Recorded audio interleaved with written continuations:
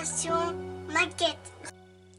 Allez, salut les amis, c'est Vincent. On se retrouve dans ma salle pour découper la plaque de stisodule, n'importe quoi. Stisodure, voilà. C'est du polystyrène extrudé, donc hyper dur.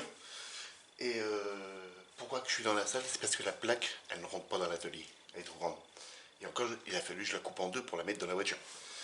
Donc, je vais récupérer la boîte à mon boulot. Et donc là, je vais en découper un morceau de 30 par 30. Donc, petite équerre.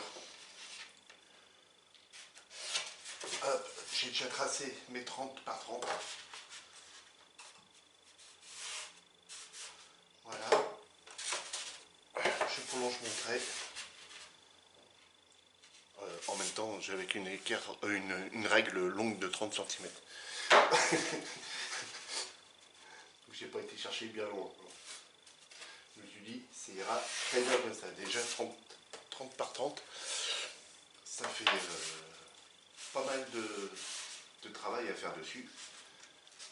Donc pour un diorama, ce sera largement mieux pour pouvoir mettre après dans la vitrine. C'est ça le truc.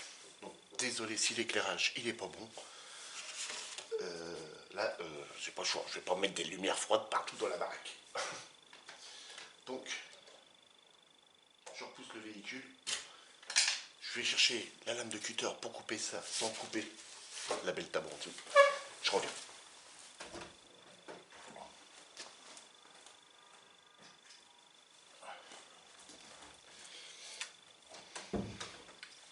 Je passe devant. Désolé. Allez, c'est parti. Ah, où j'attaque. Si je nique la table, je vais me faire niquer.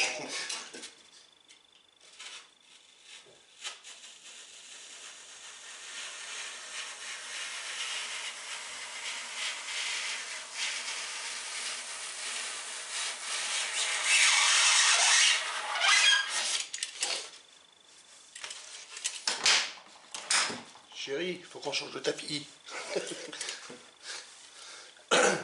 Alors là c'est la partie feuillure, donc ça ce sera embouché. J'achèterai des planches, une petite planche de balsa pour pouvoir recoller là. On a le petit rubber ici à venir couper. En dessous il y a encore le papier de protection. Vous voyez, et normalement vous avez une petite feuille d'alu qui se trouve dedans. Je vais vous en couper un morceau. Voilà. Et vous avez le papier et feuille d'alu pour protéger les plaques. Et puis pour aider les couvreurs à coller ça sur les terrasses et tout ça. Pour isoler par le haut. Je vais couper par là. Et c'est parti.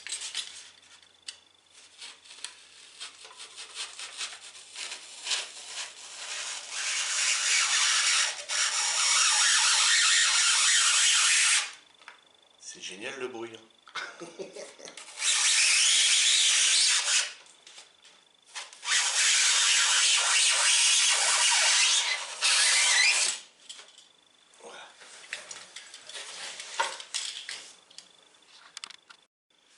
Là j'ai mis la planche debout pour pas niquer la table, parce qu'autrement c'est ma gueule qui va se faire niquer.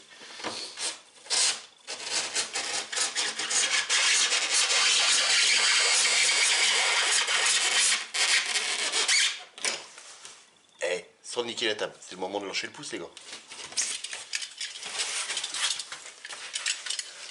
Maintenant je vais faire le retour.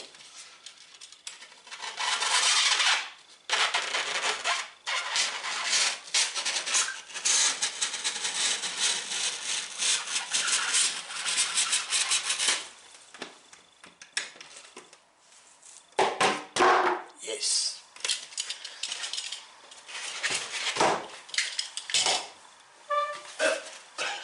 Maintenant que j'ai mon carré, j'ai la première base, on va pouvoir se retrouver à l'atelier maintenant. Ça rentre.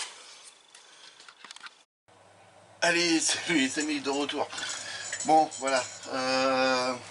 Donc, la plaque qu'on a coupée ensemble dans la salle. Bon, ça va, j'ai pas niqué le tapis, donc ça c'est bien. Enfin, tant mieux pour moi.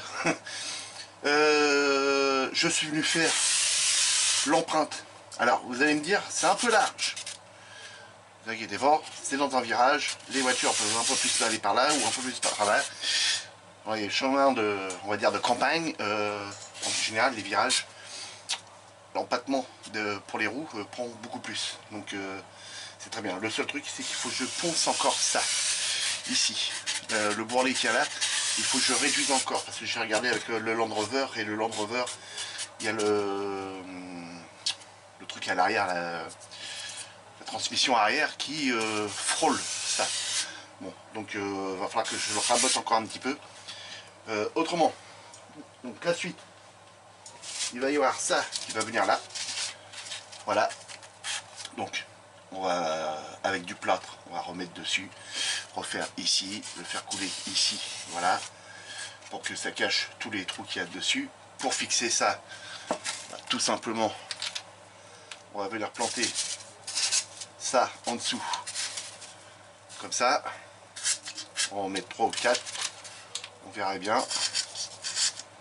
Voilà. C'est l'avantage, c'est que ça se tient quasiment tout seul après. Donc, alors là, après, il faut que faut bien shooter l'angle. Hein. Donc, on se met un peu dessus et on enfonce. Voilà. Là, sur le côté, bah, je ferai un petit raccord propre, on va dire. Donc voilà, ce que ça va donner comme ça. Et pour ici, j'en ai fait un que j'ai taillé. Je vous raconte pas, hein, parce que là, vous en avez un. Là, plein là. Heureusement que j'ai fait ça dans ma pièce. Hein. Tout ça, j'ai poncé ça avec ça. Voilà. Et je peux vous dire que bah, là, j'ai été me changer parce que vous voyez ce qu'il y a là-dessus. Et là, je l'ai passé déjà 2 fois à l'aspirateur. Mais autrement, j'en avais partout sur moi, plus que ça. Donc voilà. Et ça viendra par là. Et ici, je vais faire des sillons. Hein, et puis on va faire comme si c'était un champ de patates ou voilà. Il s'éclate le gars. Là ici, bon bah là ce sera un talus, hein, un gros talus très haut. Bon là pareil, c'est un gros vieux talus qui monte très haut.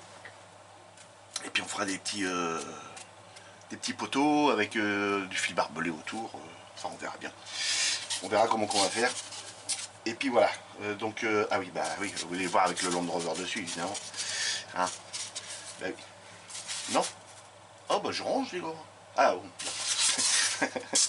Donc ça, hop, comme on vient de dire, on va appliquer ça. Pas trop, pour pas que ça ressorte de l'autre côté. Hop.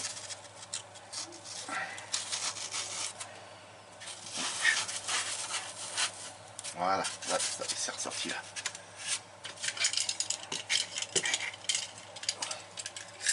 Donc voilà, je vous ferai voir mon avancée au fur et à mesure que j'avance. Donc voilà, allez, le Land Rover, j'ai encore plein de machin sur les doigts. Donc le Land Rover, on y tourne les roues et puis bah ça fera un truc comme ça. Voilà, vous voyez. Donc bah tout compte fait, ma route, bah, elle est pas si mal. Et puis avec le plâtre, on peut venir un peu plus, vous voyez, venir mourir là et puis venir là. Alors on peut utiliser soit du plâtre ou de la colle à carrelage. Mais de la colle à carrelage en sac, hein, prenez pas celle qui est en seau.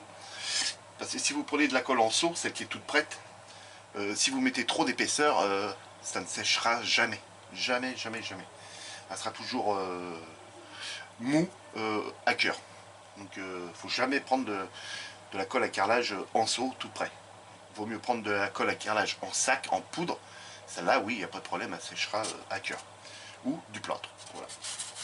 Donc, pas non plus un plâtre à mouler parce qu'il va tirer trop vite et vous n'allez pas avoir le temps de le travailler. Prenez un plâtre normal qui a un peu plus de temps à sécher mais qu'il vous fera du bon boulot quoi. Donc voilà, donc là il y aura des arbres ici, des arbres de planter. On aura une branche qui sera comme ça pour être raccord avec la casse qu'il y a eu là. Donc il y aura un petit bout de branche qui passera, donc lui il sera peut-être par là, l'arbre aussi, hein, je ne sais pas, on verra. Il y aura des morceaux peut-être de cailloux en bord ici. Il y aura sûrement de la terre qui sera remontée sur les beurs. Il y aura de l'herbe là avec peut-être des petits buissons. Là, je vais faire des sillons avec de la terre couleur marron, donc c'est-à-dire celle-ci. Voilà, la terre comme ça, couleur marron, avec des sillons, et puis j'essaie de trouver des trucs pour... comme si c'était des patates, ils sortaient seulement de... Voilà. Ça va être bio, hein. Donc tout ça, ça sera en terre. Ici, un peu de la fausse herbe. Donc voilà. Peut-être des racines qui sortent de là. Voilà. Donc là, voilà pour l'instant où j'en suis. Donc ça, je vais pouvoir venir les coller, ça et ça. Je vais pas les coller tout de suite parce que j'ai encore à travailler là-dessus. Donc pour manipuler, ce sera plus facile. Et voilà, je voulais vous faire une petite, pas une petite vidéo. Hein. Tout le week-end, là on est dimanche soir, vous n'avez pas eu de vidéo. Donc j'en ai profité, on est sorti, on était voir des amis, tout ça. Donc voilà. On a profité de tout le week-end. Et puis là, ça va reprendre avec la maquette, la future qui va arriver. Donc voilà les amis. Allez, si la vidéo vous a plu, n'hésitez pas de vous abonner, de cliquer sur la cloche, de me laisser plein de commentaires, poser des questions sur le diorama, sur les futurs, enfin pas sur le futur modèle, vous n'allez pas savoir, vous allez le voir dans le mardi ou mercredi. Et puis voilà. Donc amusez-vous bien, faites beaucoup de maquettes et faites attention quand vous sortez. Salut les amis!